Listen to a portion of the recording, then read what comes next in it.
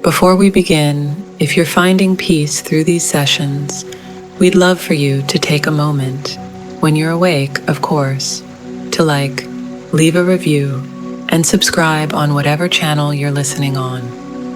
Your support helps others discover this space and join our journey to restful sleep. Welcome to Slothful Slumber, the podcast where we transform the vast knowledge of the internet into a gentle lullaby for your mind. I'm your host, Luna Dreamwell, and I'm here to guide you on a journey to tranquility through the soothing cadence of Wikipedia articles. Each episode will delve into the most wonderfully mundane and sleep-inducing topics, helping you drift off into a realm of serene dreams. So find your comfortable space, close your eyes, and let the dull hum of information carry you into a restful slumber. This Wikipedia article is titled Euclid. Euclid was an ancient Greek mathematician active as a geometer and logician. Considered the father of geometry, he is chiefly known for the Elements treatise, which established the foundations of geometry that largely dominated the field until the early 19th century. His system, now referred to as Euclidean geometry, involved innovations in combination with a synthesis of theories from earlier Greek mathematicians, including Eudoxus of Cnidus, Hippocrates of Chios, Thales and Theaetetus. With Archimedes and Apollonius of Perga, Euclid is generally considered among the greatest mathematicians of antiquity and one of the most influential in the history of mathematics. Very little is known of Euclid's life, and most information comes from the scholars Proclus and Pappus of Alexandria many centuries later. Medieval Islamic mathematicians invented a fanciful biography, and medieval Byzantine and early Renaissance scholars mistook him for the earlier philosopher Euclid of Megara. It is now generally accepted that he spent his career in Alexandria and lived around 300 BC, after Plato's students and before Archimedes. There is some speculation that Euclid studied at the Platonic Academy and later taught at the Museum. He is regarded as bridging the earlier Platonic tradition in Athens with the later tradition of Alexandria. In the Elements, Euclid deduced the theorems from a small set of axioms. He also wrote works on perspective, conic sections, spherical geometry, number theory, and mathematical rigor. In addition to the Elements, Euclid wrote a central early text in the optics field, Optics, and lesser-known works, including Data and Phenomena. Euclid's authorship of On Divisions of Figures and Catoptrics has been questioned.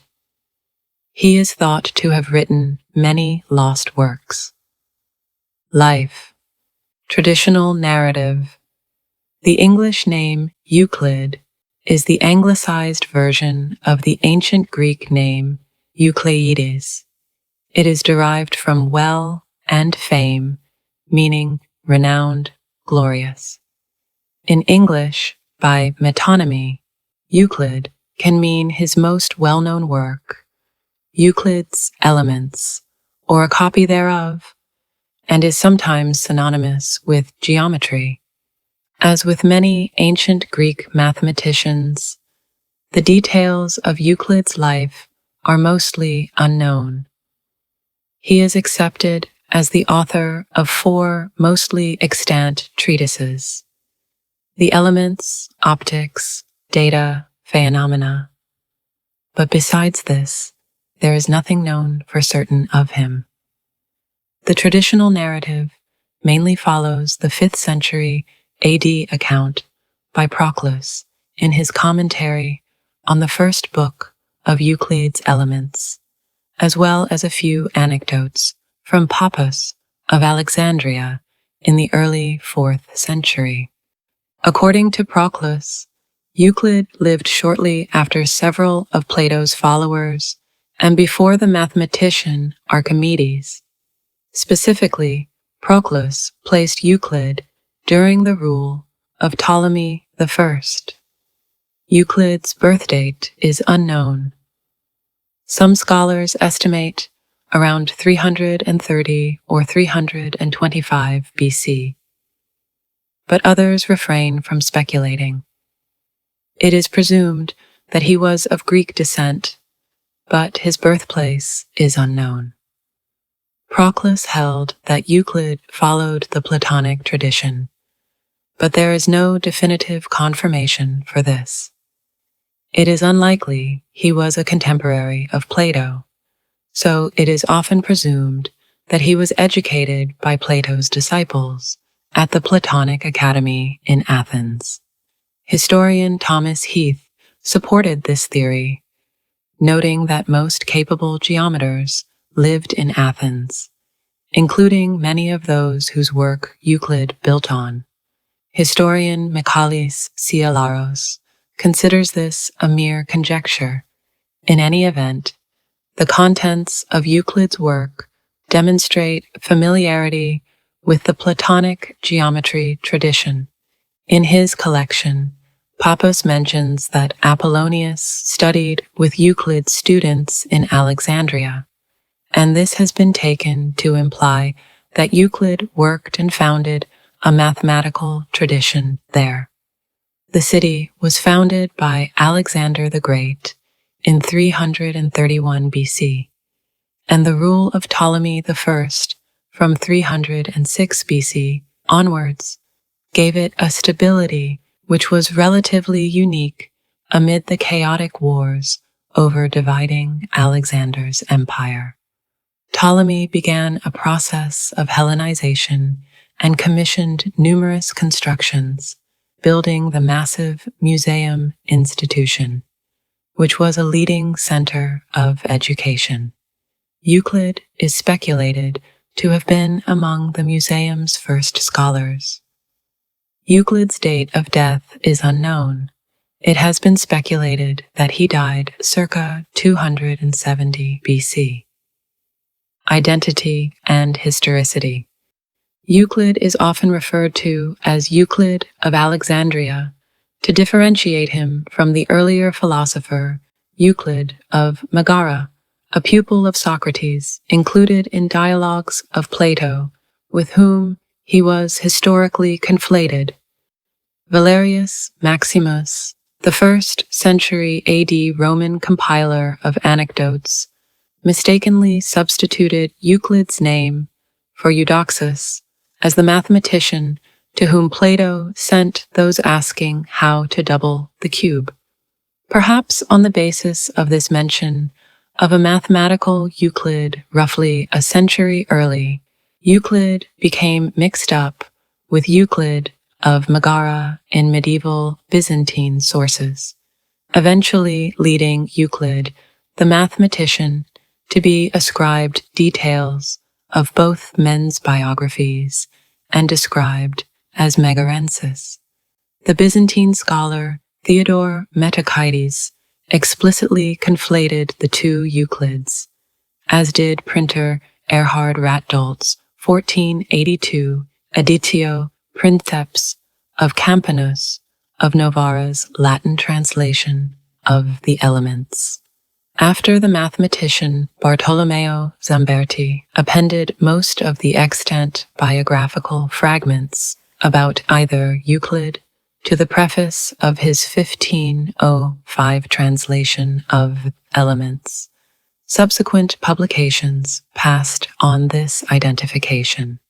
A further confusion, which gives the birthplace of Euclid as Gela, Sicily, arises from the fact that Euclid of Megara is sometimes said to have been born in Gela.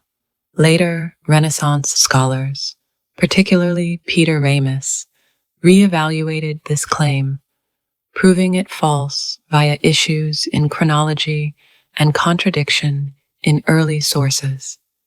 Medieval Arabic sources give vast amounts of information concerning Euclid's life, but are completely unverifiable. Euclid, who was supposedly a Tyre-born Greek domiciled at Damascus, was claimed to have been the son of Naucrates. Most scholars consider them of dubious authenticity. Heath, in particular, contends that the fictionalization was done to strengthen the connection between a revered mathematician and the Arab world.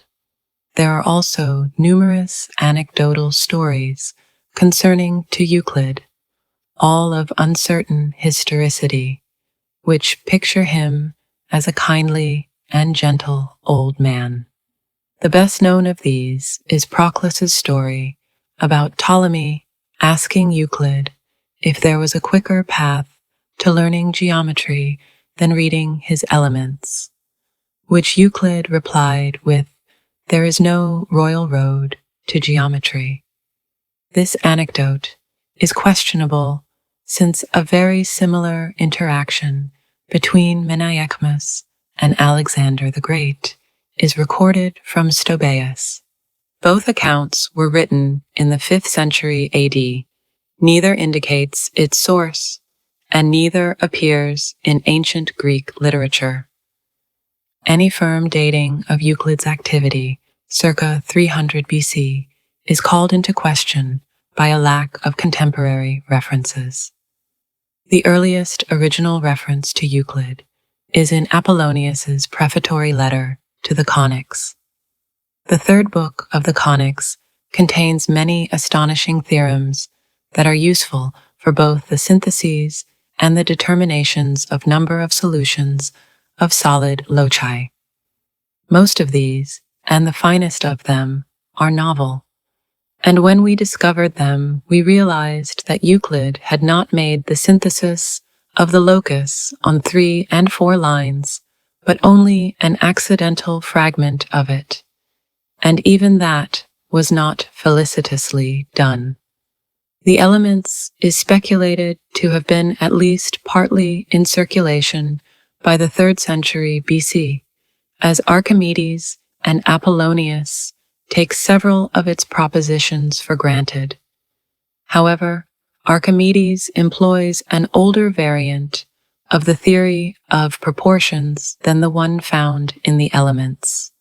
The oldest physical copies of material included in the Elements, dating from roughly 100 AD, can be found on papyrus fragments unearthed in an ancient rubbish heap from Oxyrhynchus, Roman Egypt.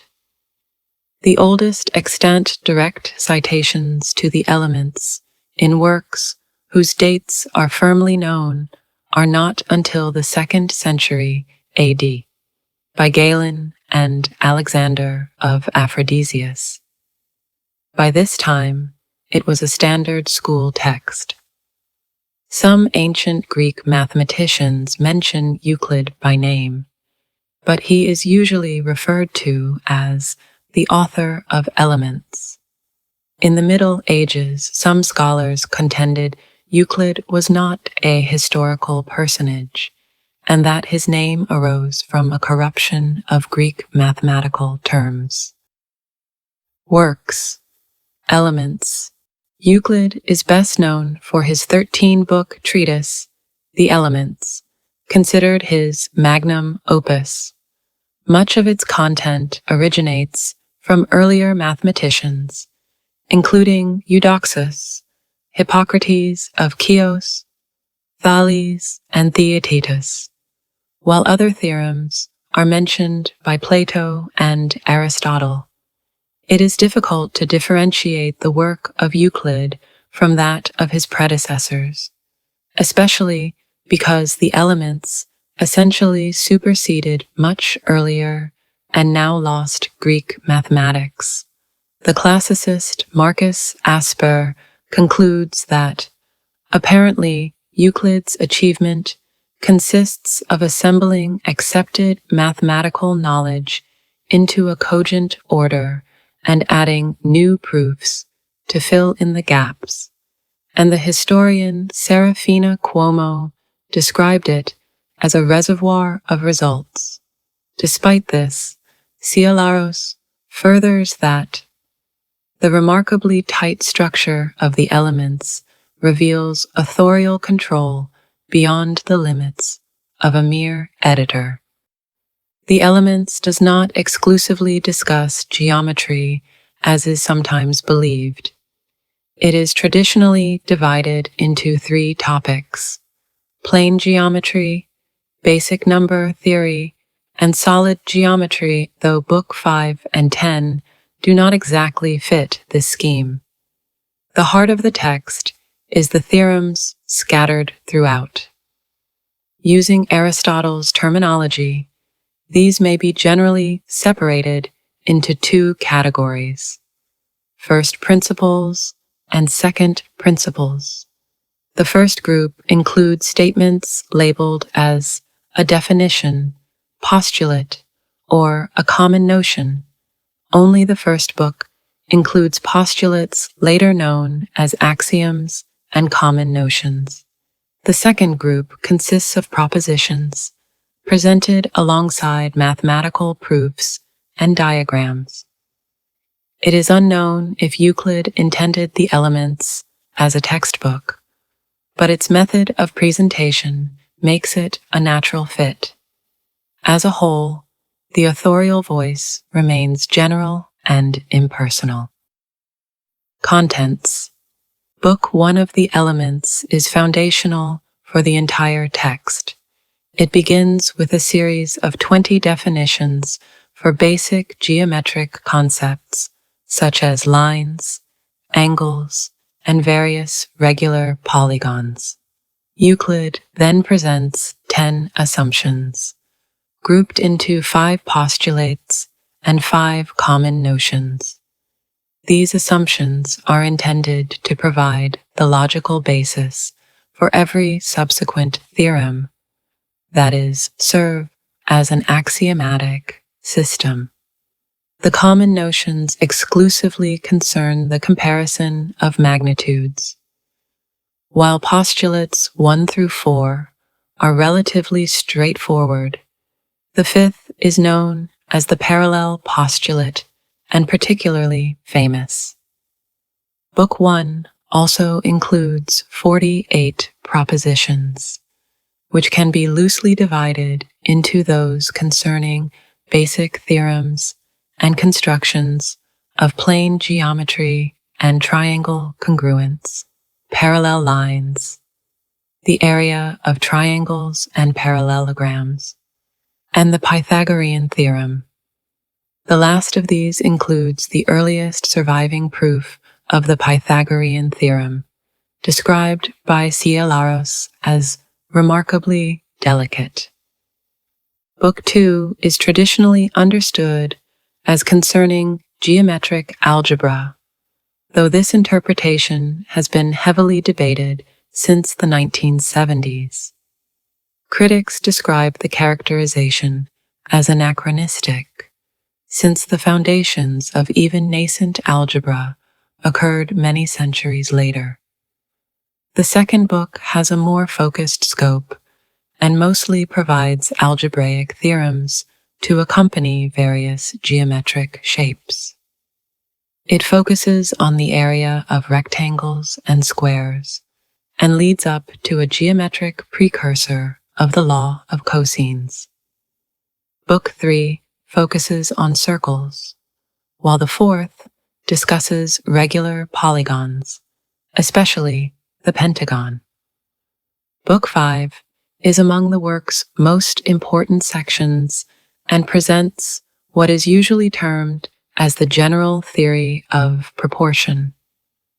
Book 6 utilizes the theory of ratios in the context of plane geometry. It is built almost entirely of its first proposition. Triangles and parallelograms which are under the same height, are to one another as their bases. From Book 7 onwards, the mathematician Benno Artman notes that Euclid starts afresh. Nothing from the preceding books is used. Number theory is covered by books 7 to 10, the former beginning with a set of 22 definitions for parity, prime numbers, and other arithmetic-related concepts.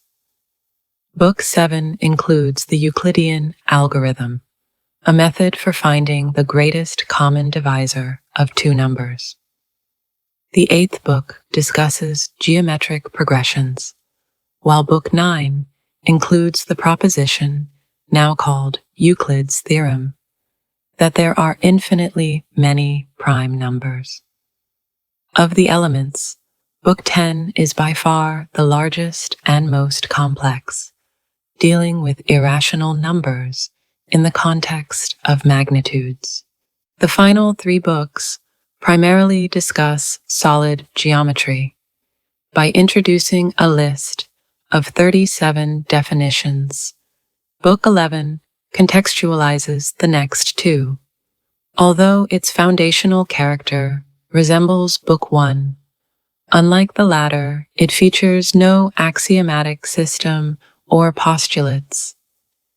The 3 sections of Book 11 include content on solid geometry, solid angles, and parallel epipetal solids. Other works. In addition to the elements, at least 5 works of Euclid have survived to the present day. They follow the same logical structure as elements, with definitions and proved propositions. Catoptrix concerns the mathematical theory of mirrors, particularly the images formed in plane and spherical concave mirrors, though the attribution is sometimes questioned. The Data is a somewhat short text which deals with the nature and implications of given information in geometrical problems. On Divisions survives only partially in Arabic translation, and concerns the division of geometrical figures into 2 or more equal parts or into parts in given ratios. It includes 36 propositions and is similar to Apollonius's Conics. The Optics is the earliest surviving Greek treatise on perspective. It includes an introductory discussion of geometrical optics and basic rules of perspective. The Phenomena is a treatise on spherical astronomy, survives in Greek. It is similar to On the Moving Sphere by Autolycus of Pitane, who flourished around 310 BC. Lost works. 4 other works are credibly attributed to Euclid, but have been lost. The Conics was a 4-book survey on conic sections, which was later superseded by Apollonius's more comprehensive treatment of the same name. The work's existence is known primarily from Pappus, who asserts that the first 4 books of Apollonius's Conics are largely based on Euclid's earlier work. Doubt has been cast on this assertion by the historian Alexander Jones, owing to sparse evidence and no other corroboration of Pappus's account. The Sodaria was, according to Proclus, a text in geometrical reasoning written to advise beginners in avoiding common fallacies. Very little is known of its specific contents, aside from its scope and a few extant lines. The Porisms was, based on accounts from Pappus and Proclus, probably a 3-book treatise with approximately 200 propositions. The term porism in this context does not refer to a corollary, but to a 3rd type of proposition, an intermediate between a theorem and a problem, the aim of which is to discover a feature of an existing geometrical entity. For example, to find the center of a circle. The mathematician Michel Chasles speculated that these now lost propositions included content related to the modern theories of transversals and projective geometry. The surface loci is of virtually unknown contents, aside from speculation based on the work's title. Conjecture based on later accounts has suggested it discussed cones and cylinders, among other subjects. Legacy. Euclid is generally considered with Archimedes and Apollonius of Perga as among the greatest mathematicians of antiquity. Many commentators cite him as one of the most influential figures in the history of mathematics. The geometrical system established by the elements long dominated the field. However, today, that system is often referred to as Euclidean geometry, to distinguish it from other non-Euclidean geometries discovered in the early 19th century. Among Euclid's many namesakes are the European Space Agency's Euclid spacecraft, the lunar crater Euclides, and the minor planet 4354 Euclides. The Elements is often considered, after the Bible, as the most frequently translated, published, and studied book in the Western world's history. With Aristotle's Metaphysics, The Elements is perhaps the most successful ancient Greek text, and was the dominant mathematical textbook in the medieval Arab and Latin worlds. The first English edition of The Elements was published in 1570 by Henry Billingsley and John Dee. The mathematician Oliver Byrne published a well-known version of The Elements in 1847 entitled The First 6 Books of the Elements of Euclid, in which colored diagrams and symbols are used, instead of letters for the greater ease of learners, which included colored diagrams intended to increase its pedagogical effect. David Hilbert authored a modern axiomatization of the elements. Edna St. Vincent Millay wrote that Euclid alone has looked on beauty bare.